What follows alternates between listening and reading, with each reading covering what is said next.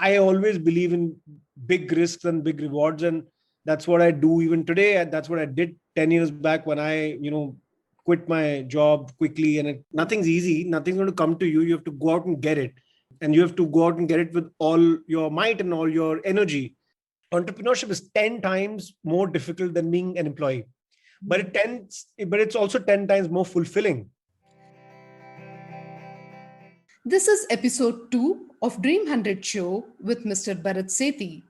Welcome to the Dream 100 Show listeners. I am your host Savita Hosamane. And I'm your co-host Gunjan. Each week, we interview today's most successful and inspiring business owners with winning teams who had the courage to chase their dreams in spite of all the challenges. Join us as we bring you everything that goes on in the minds of successful business owners during decision-making process. And gain insights to make smarter decisions. In today's episode, we talk to Mr. Bharat, who is a serial entrepreneur with a vision to create a 500 crore annual recurring revenue company by 2025 in the FMCG space. He started his business journey at the age of 16 in the year 2006. He founded PosterGully in the year 2012, India's first online market space, mainly for artists and designers to create, showcase, and sell their work. Eventually, PosterGully got acquired in the year 2016.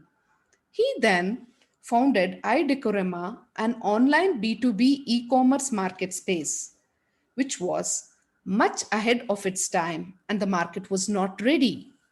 He quickly changed gears and went ahead to build the next gen FMCG company, Rage Coffee, after a lot of market research. Rage Coffee manufactures and sells different coffee products that is instantly consumable, affordable, and is convenient to carry in biodegradable tube shots.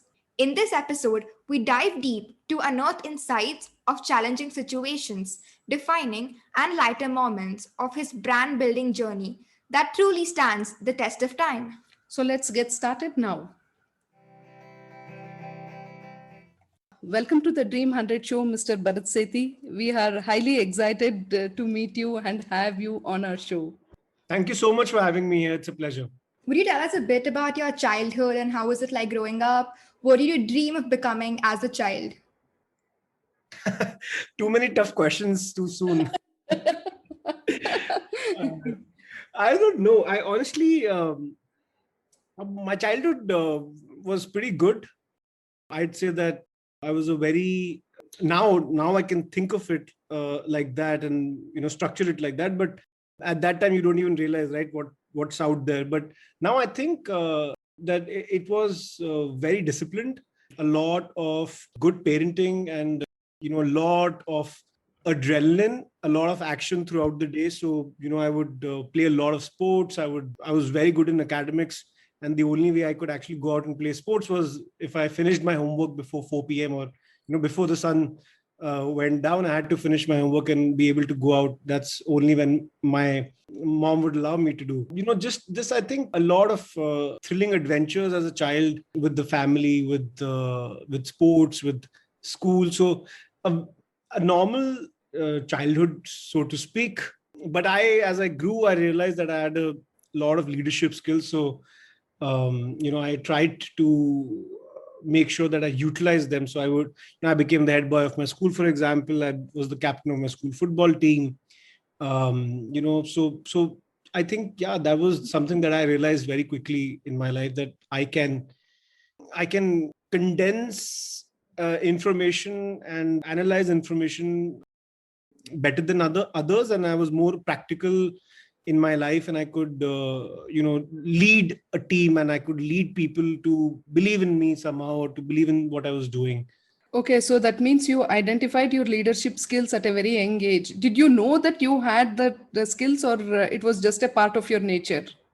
It's hard to say what came earlier, but I feel I was born like that, because my mom tells me that she stopped teaching me when I was in the first grade because I would not listen to her. And I would go out and ask other people because I considered her to not know that particular question. So I would do all and take all of those steps. But from what I understand is that it's only, when I was 10, 11 is when I really started to acknowledge the fact that, all right, you have to fight for what you want. There's nothing's easy. Nothing's going to come to you. You have to go out and get it. And you have to go out and get it with all your might and all your energy. That's why for the longest time, I never believed in karma. I always believe in karma, but not in luck, for example, not in destiny. I always believed that because what I went out for, and if I went with all my might after it, I most often got it.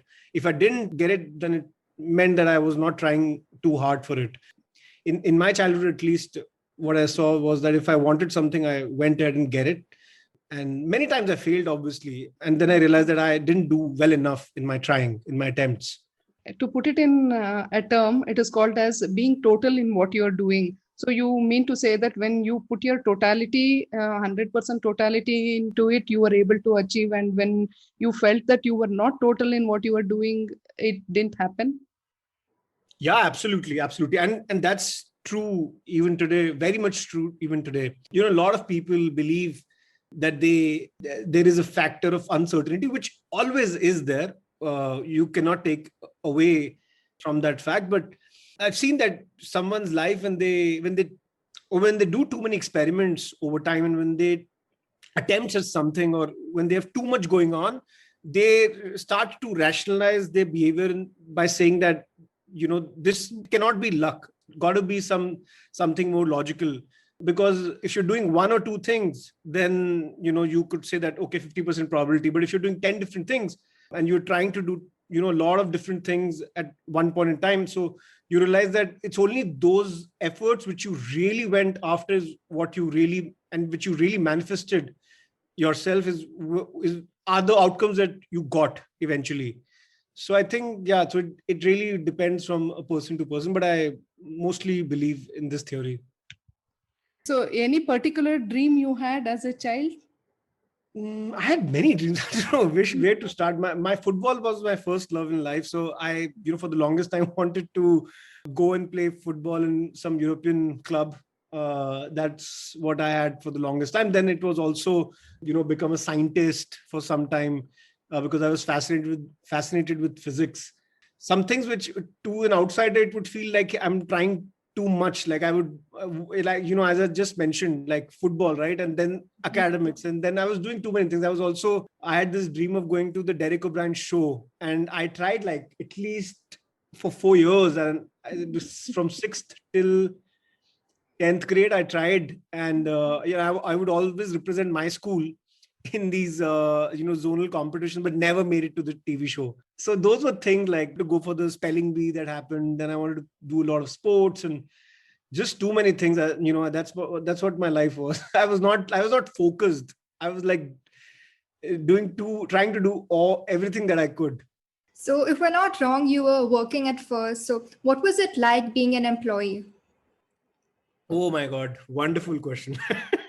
You've hit the nail on the head. Some people are brilliant employees, and it's very important to go out and see that world for yourself. And I would never discount the importance of working in a team and working under good leadership, working under a good management, working on great things as a team.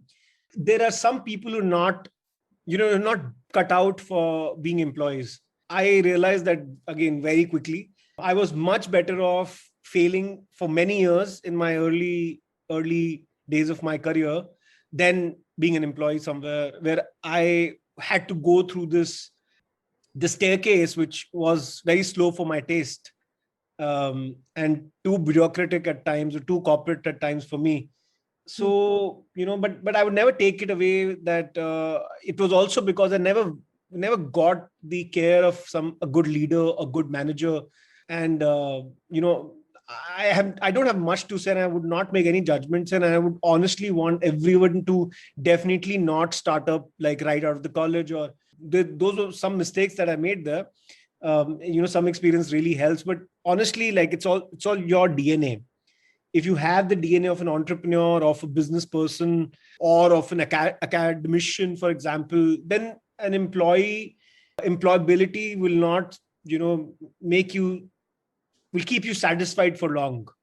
I always believe in big risks and big rewards. And that's what I do even today. And that's what I did 10 years back when I, quit my job quickly. And I had 3 jobs in 1.5 years. So it was like embarrassing also for everyone around me, because what was I doing? Nobody could really understand why I was not happy with 3 different companies, for example. But I realized it. So what was it that you realized, that why you were not happy? I had no problems working for someone. To be honest, it was never the problem. The challenge was that it was very slow for my appetite, for my aptitude.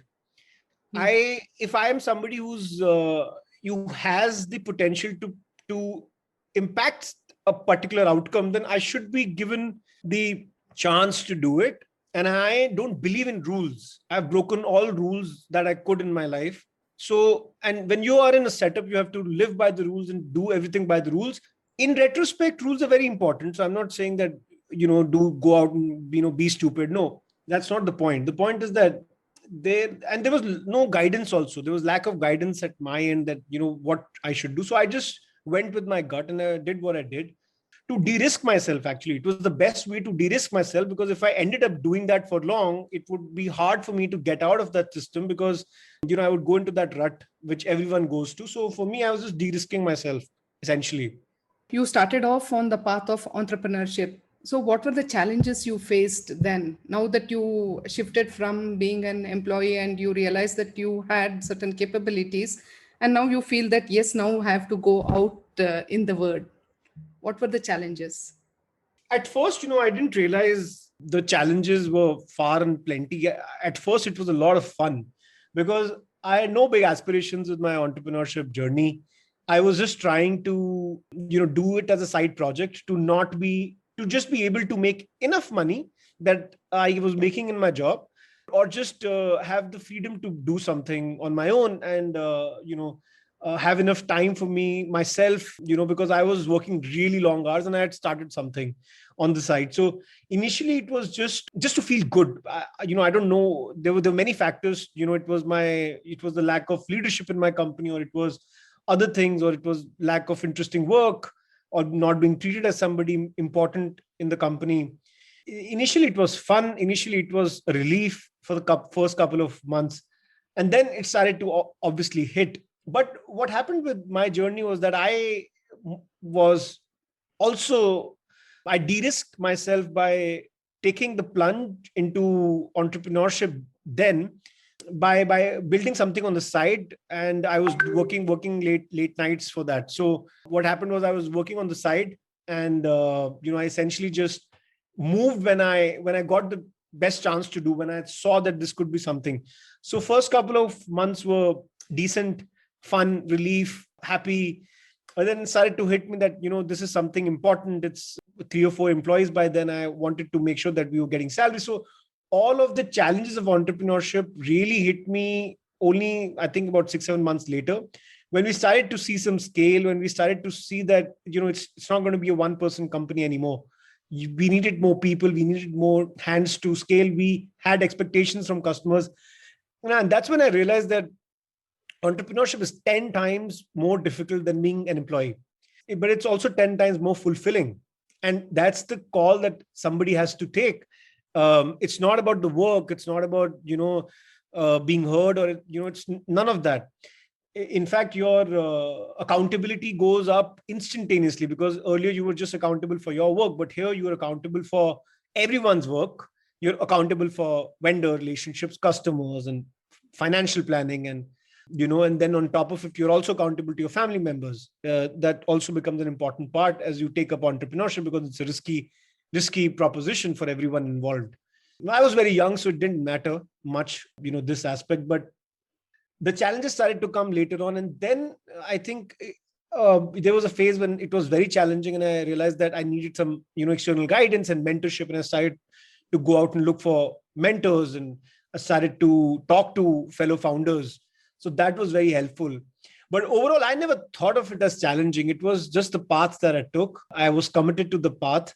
And entrepreneurship kept on becoming more and more challenging, but it kept on becoming more and more fun and fulfilling also. So it's the journey that one takes, right?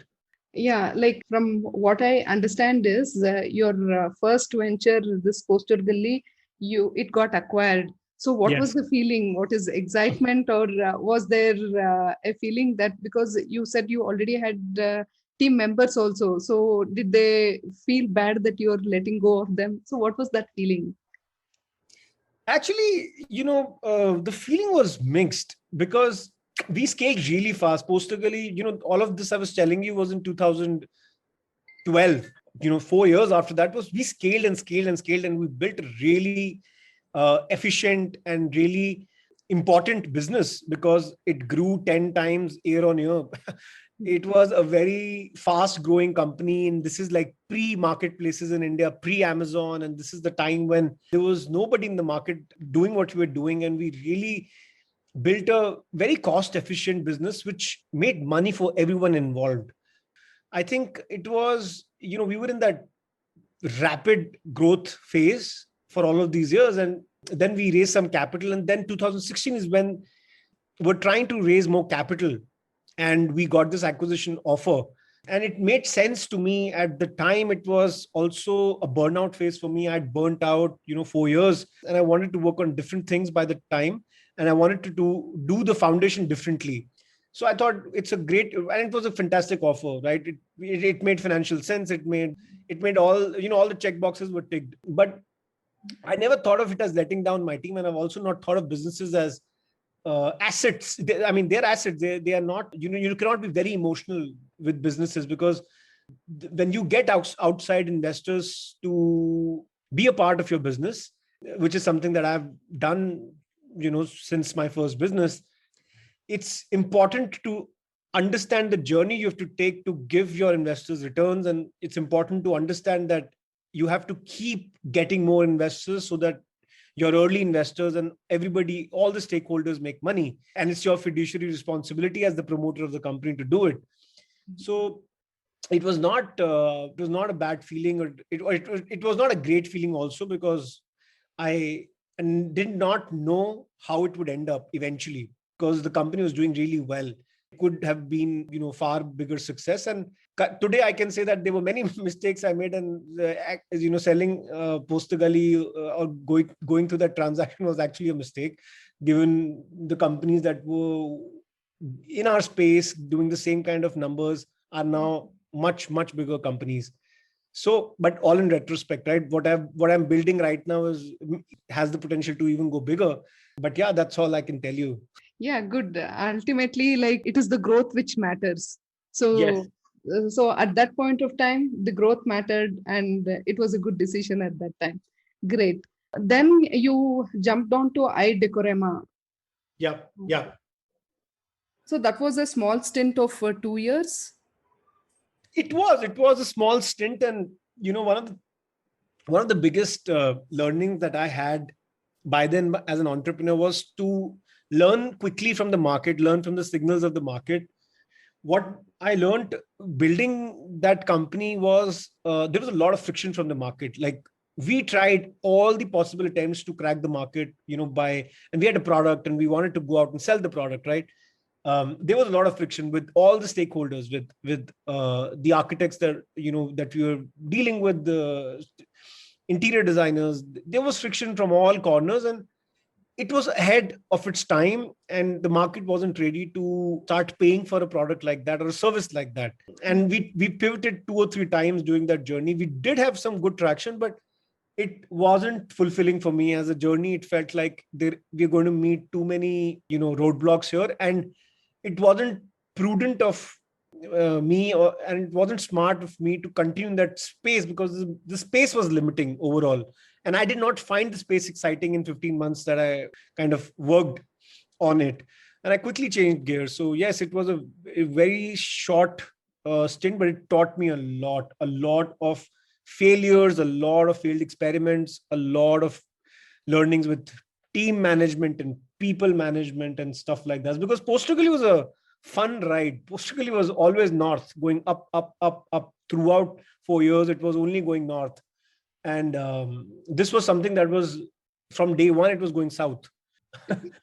It was like a completely different journey. And I did not take any break, which was the biggest mistake I made, because I did not get any time to ponder upon the market, and I did very little research before entering the market.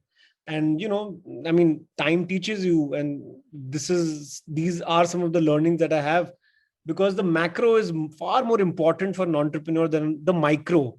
Micro is in your control, but doesn't it doesn't lead to the outcomes that you want. The macro leads to the outcomes you want, because you have only 12-15 hours in a day. You have only limited capital, limited time. The macro has to point in a certain direction for you to get accelerated success with businesses. And that's what those were some of the learnings that I applied to Rage. So, how did you get the idea for Rage Coffee and what is it all about? So the idea with Rage was, I wanted to build this digitally native FMCG company. So that was the big, bold idea that I had, which was that everything is moving online, right? Everything, like you can buy electronics, you can buy, and this is 2017. So you can buy your electronics or, apparels, and everything under the sun is now available online, and customers were getting mature. There was only one category which was very underpenetrated and which seemed to me like the biggest growth category, given what you see in the US markets or in the China market, in more mature markets, so to speak. And this was the grocery category. Now, grocery has it is the biggest category overall within retail as well. And what we wanted to kind of do was to create the next generation of FMCG companies, because what we thought was that since everybody is moving online, brand building and acquisition and brand influence will also move online eventually. So there will be these large brands that will stay on your mobile, will stay on your screens. Doesn't matter where you find them. I mean, you can also find them in your retail shops, and you can also find them in airports, and you can also find them in your next door neighborhood stores, and you can also find them online. But the brand building, which is the brand creation, will primarily happen online. This was the big, bold idea. Did a lot of number crunching, and I felt like I could build a 500 crore top line company in 6-7 years if we really did well. And if we put all of our, if we put all of our eggs in one basket and we really went all in, we could build that, that particular category out. And then we had to find this category which was underpenetrated and which had all the potential of growth online. So coffee fell at the right intersection of a personal passion, first of all. So it was something that I was passionate about, but I did not want to make the same mistakes of passion, right? I wanted to go and research the market. So I spent one entire year, 2018, in just building the setup, building the backend, getting to build the most differentiated product in this category. We wanted to own this particular category and then build subcategories that we would own eventually. And we wanted to build an international quality product so that we could also export through online mediums. We could also set up our cross-border e-commerce through this product. And we had big aspirations, and we fulfilled most of them. In fact, had the idea, which now is becoming very popular, of having multiple warehouses in different countries and having a single, website, depending on your IP, it would route you to that particular subdomain. And then you can buy these products, and these products would just sit in these dark warehouses across the globe. And some of the companies globally which are now multi-million dollar companies, are doing this right now. And we also started to do this as we speak. And we've gone to UK, we've gone to Europe, we've gone to USA. Amazon is kind of facilitating this a lot now. But yeah, those were the the big, bold ideas at the time. And we started selling commercially in January of 2019. And since that day, we've done fairly well. So I understand that there was a lot of research which was done before you actually launched it. So you traveled across Europe, is that right? I have traveled to about 19 countries, but that particular year, I spent almost about 3 months traveling. In fact, that entire year I was traveling within India, outside of India. I took 2 trips to Europe, and I also visited a lot of farms in South India, because we were trying to source. And then when we were sourcing, we wanted to make sure that we have the best product available, and we continued to find the right vendors. I did a lot of trips around North India, but those were mostly train trips and those were mostly by road. But yeah, I was on the go. I was on the road. I took about 62 flights that particular year. I remember. It's a fun fact, but it was crazy. When you were doing this research, you would go to cafes, taste the coffee, and then go back to the owner and would you ask them like where are they sourcing from? Was that the kind of research that you did? No, never done that. I knew, what a great cup of coffee tastes like. So I did not have to go to a cafe to know that. So most of our research was built around knowing your customer, knowing the market and the gap that we were building, which was that we launched flavors. We launched a turbocharged based coffee. We launched a health and wellness driven coffee. We launched the world's first PET biodegradable tube shots, which is a packaging innovation. We basically completely deconstructed the supply chain of how instant coffee is made, and we went to the source and we went to the ingredients, which nobody did. Which nobody even took the pain, because it is a very complex category. First of all, to get into, it's governed by the actions of two large players and which own almost 75% of the market. It is also the category which has the highest rewards, because it is, if you are able to actually break into this category, you are looking at a sizable number, and you are also able to influence people at home, which is where we wanted to go.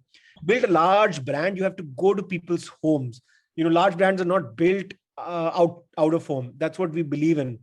And this was some of the insights that I had, from my experience and from what I've seen my family businesses. It was important for me to do this. So most of my research was around the gaps of the market, the supply chain, the technicalities. And the second part was around the consumer preferences. What do the consumers want? How much are they willing to pay?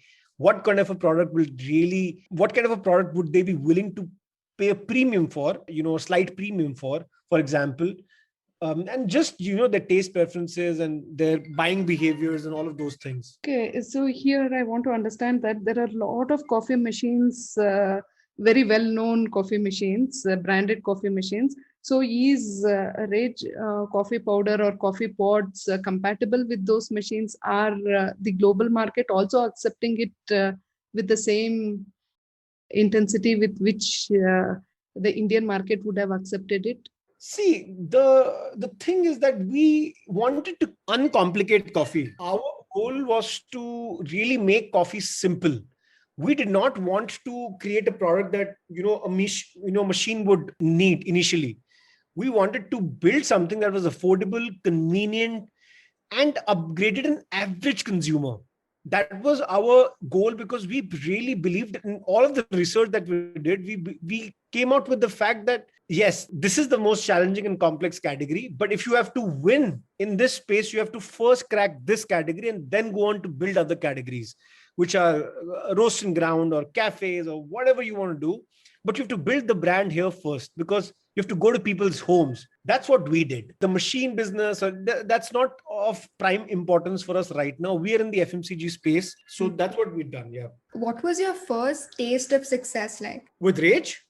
Yes. The first taste of success was, from a point of view of the brand, it was just the idea, just the fact that I was looking and skimming through so many of these ideas, right? And so many of these different possibilities.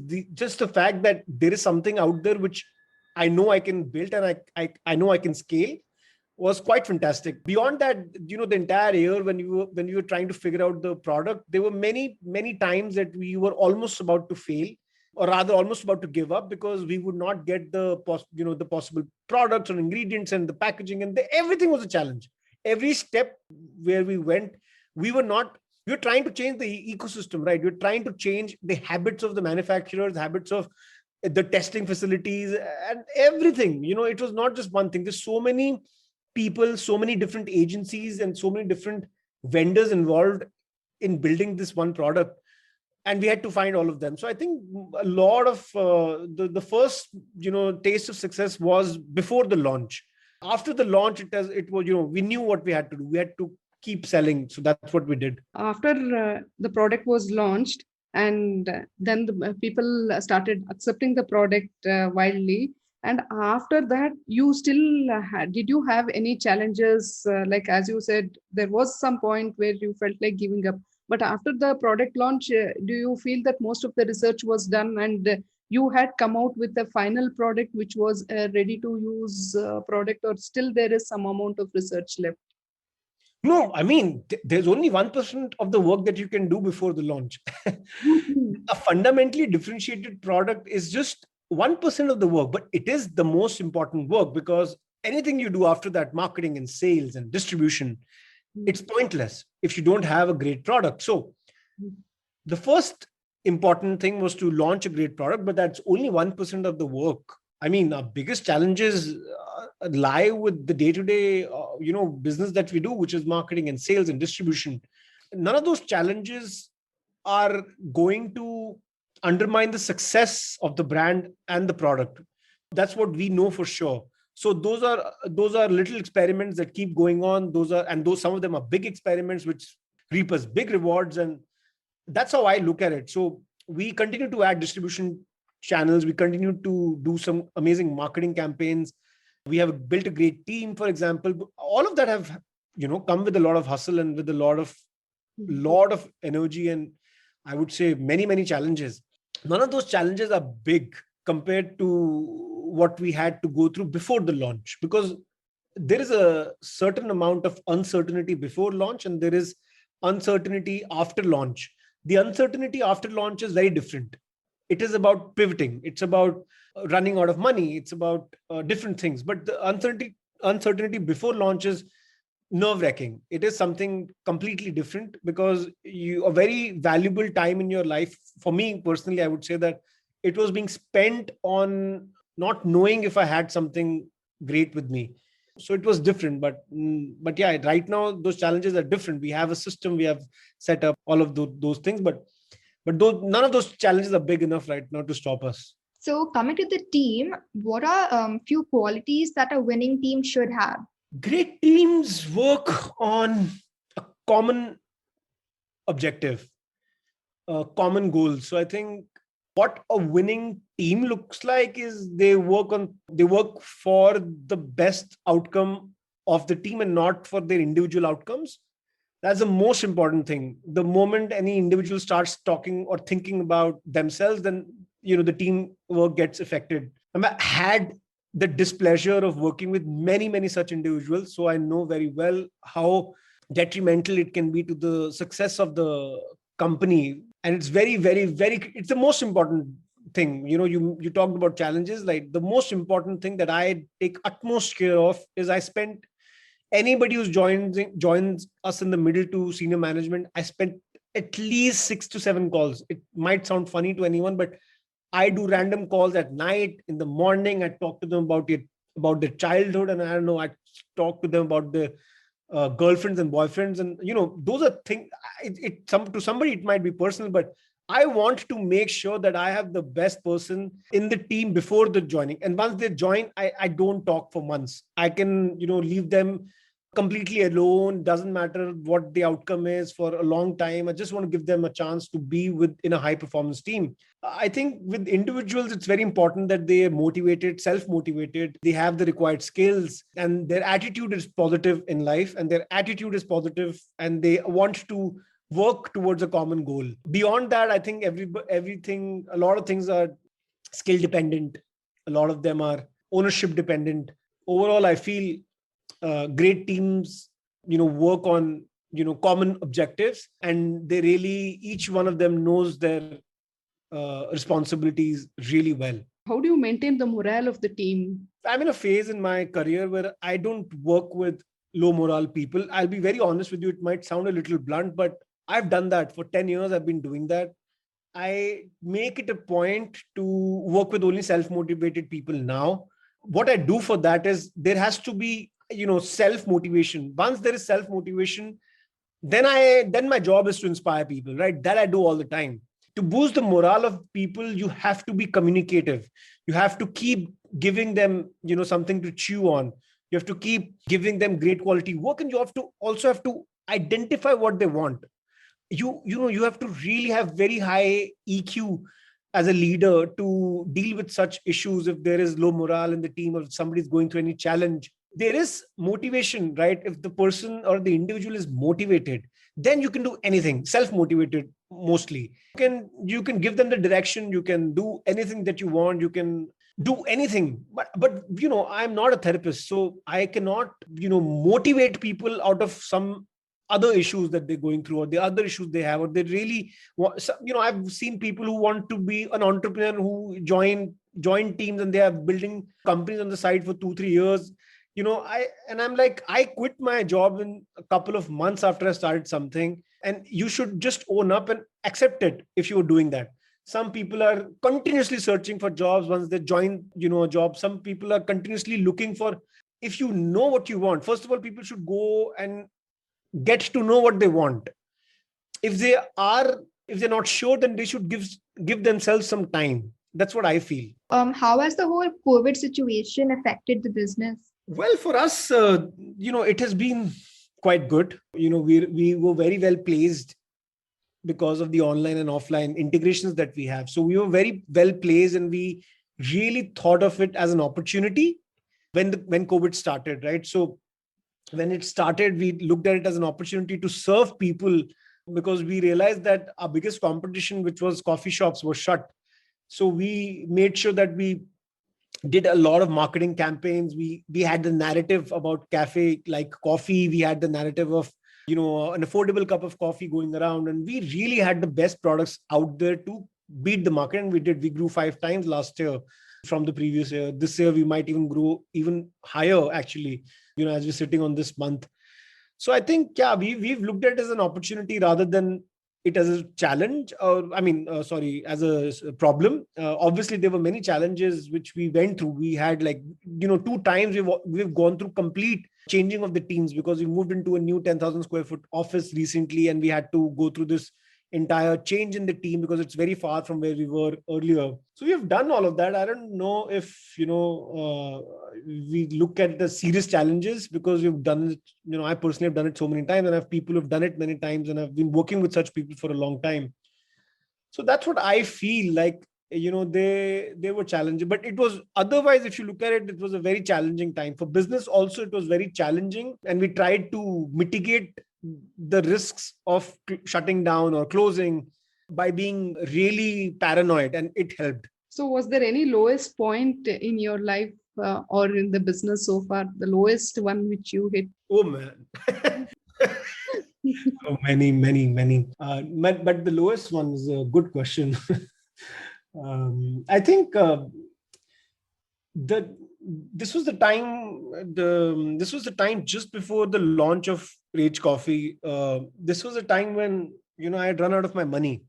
I liked my experiences in life, and I came from this really good business that I built and exited, and then for 2 years I continued to lose money. And then Rage Coffee's idea, and the entire year that I was working, there were many low points throughout there, but the lowest one was possibly when I ran out of money, and I was continuously closing my fixed deposits, and I was withdrawing money from my FDs, and there was this one last FD which was left, which I thought I should not withdraw money from, and then tried to work around that particular thing and that particular situation, but it wasn't working out. So I think, but it eventually did work out. But those couple of days were very stressful. But mostly, never in this journey I questioned what I was doing. But that was the time I really questioned of what was I doing with, why was I taking so many risks, and why was I too convinced about what I had, and blah blah blah. So all of those things were there. But we launched Rage Coffee, and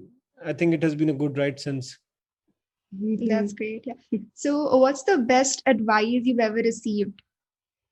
Many of them. I really cannot tell you one, because there were so many of them. I've been very fortunate, very lucky that way of attracting really good people, reaching out to some really good people, some mentors of, Rage Coffee would not have been possible. You would not have known of Rage Coffee, and we would not be doing this if it was not for some really interesting people who I met and who believed in me. And these are people who are very senior people, are very well, they're aware of everything around them. They have very high deal flows, etc., when it comes to investing.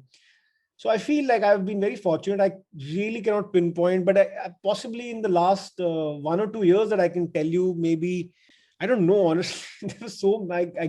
I get too much advice now because I have so many people, involved in the business. And the best advice would be, if I have to say, would be that somebody telling me 10 years back when I was to quit my job and become an entrepreneur, like, that's the best thing that I did. That's somebody would have definitely advised me. I don't know who, but somebody would have definitely advised me to, just go one day and write, what I did. I actually went and wrote to my manager. She was sitting in UK. She was in London. And I actually went to her and wrote, I would need a half day today and a half day, to go somewhere. And then she said no. Then I just wrote her that I am quitting then. And then, I'm sure somebody would have told me that this was a good move. That's why I did it. But yeah, no, I don't know. This advice from all corners, and some of them is on a daily basis. Some of them is really good advice. So now, what advice would you give to someone who is starting a business or to the youth in general? I don't know. Everyone has their journeys, and I really feel like go with your flow, right? Just go with your instinct. Your instinct is your best guide. If you feel there is, especially to youth, especially to people who are starting out, don't get bogged down by what somebody else is doing. If you really want something, and if your temperament and if your behavior and if your mind really wants it, go and get it. So do not think because of what's happening around you, or because it's fashionable, or because it's a fad, or because it's interesting, or because a YouTuber tells you to do it, you go out and do it. You really need to figure out, really need to spend time and figure out what you really want. The sooner you figure that out, the more successful you will be. If you look at all the successful people in the world, I've seen mostly those people started young. They started early, and they did not wait till their 30s to get, to really go into one particular. It could be any field. It could be arts. It could be culture, sports, business, academics. It could be anything. But the most successful people I've seen in the last 10 years, people in my college who, there are people who came in with one single mission of becoming an IAS officer, and they did. People who came with one single mission of becoming an environmentalist, they did. I think in my outlook, if, and I've always wanted to be an entrepreneur. So for me, I think there is only plan A. There is no plan B. If you have only one plan, then you will succeed. If not today, maybe tomorrow, maybe day after tomorrow, maybe in a couple of years. That's how I look at it. Awesome. So anybody who influenced you majorly in your life? I think it has to be my family, because I was always around them. So my family always influenced me. Every one of our families obviously influenced us the most. I think even with respect to business, I've seen a lot of people in my family running businesses. But I think there is a lot of learning that I got over time from my mentors and, people who I have had a good relationship with when it came to business. So yeah, I've not looked upon as a role model to someone. I keep learning from everyone. My biggest role models were in football. People like David Beckham and Messi and Ronaldo. Those were the people I really looked up to. That's what I think. But no name comes to my mind right now, because I think I've been influenced by a lot of different people at different phases and stages in my life. I'm usually very impressed by people who take fearless decisions. So I'm a big fan of revolutionaries, and for example, Karl Marx, or the entire idea of capitalism. I was very influenced by that. A lot of writers, very influenced by them. So just generally, I have a lot of respect for people who go out and take some bold, fearless decisions. in retrospect, it seems like they would have done it and they would have won it, and they would have, if you really dig down, you realize that they just put everything on at stake and went and did it. And that's, that's something that really motivates me personally. Any happy or funny incident in your business which brings a smile across your face every time you think about it? Many of them, actually. I can tell you something that happened very recently. Over time, there were many incidents, I would say, that made me happy. But very recently, I remember when we were trying to raise capital for Rage Coffee, and we were trying, and this was about 1.5 years back, roughly, and we had some good traction, and we were looking to raise capital. And fundraising is a very strenuous path. It's sometimes excruciatingly painful for an entrepreneur, because they put everything at risk, and then they have to go out and seek, in the early days of their business, they have to go out and seek approval, validation, which is very painful, because the approval rate is 1% if you look at it. So I think when we raised that round, the day that round was finalized, I was in Chennai, and I got that email which committed, after this very long 3-4 months that you're trying to raise that capital, we got that round, we were committed, and we were then also oversubscribed for that round a couple of days from then. So I think those couple of days, those 6-7 days I very fondly remember those days, because it's validation, right? All those painful mistakes and those journeys that you've taken, they mean something when there is external validation for you, especially in terms of capital, because people are ready to believe in you for what you've done with their money, which is the biggest thing. So I think that time was very interesting, because we've gone out and raised even more capital after that, and right now we get capital from all sorts of places. But at the time, it was very special, because that's when we needed it the most. Wow. I just want to understand, has searching for significance ended, or still is the journey on? No, the journey is on. Significance is when Rage becomes a global brand, right? When everybody knows it, right? That's when significance sets in. Mm-hmm. Significance right now is very... Also, I would say that the search for significance is not absolute.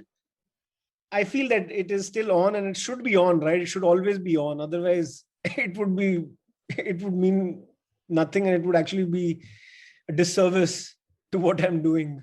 Okay, so now we will have some rapid fire questions for you. Oh my God. Okay. So what are 3 qualities that you admire about yourself? Resilience, passion, analytical behavior. Great. So do you think you have a sense of humor?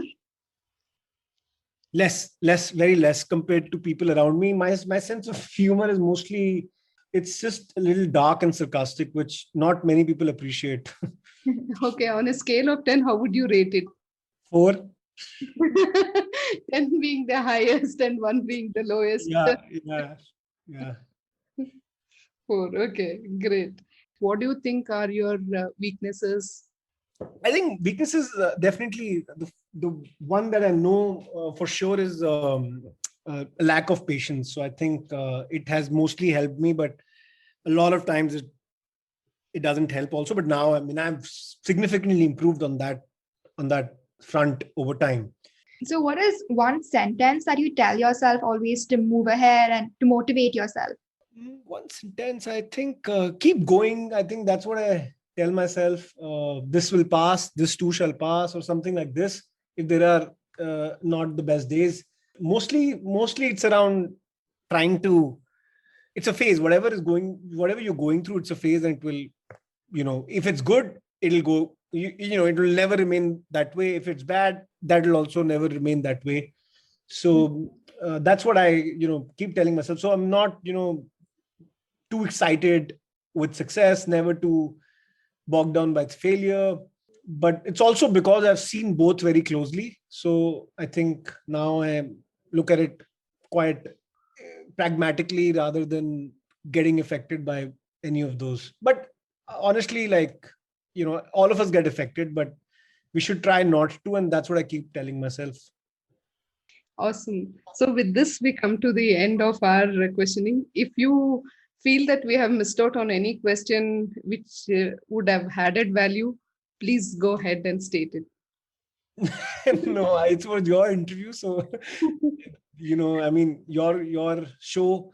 So I had fun. So I hope people actually like it and they're able to, it is valuable for the time that they spend listening to this. And that's what I want. I mean, if anybody can learn anything from this, then, my time is well spent.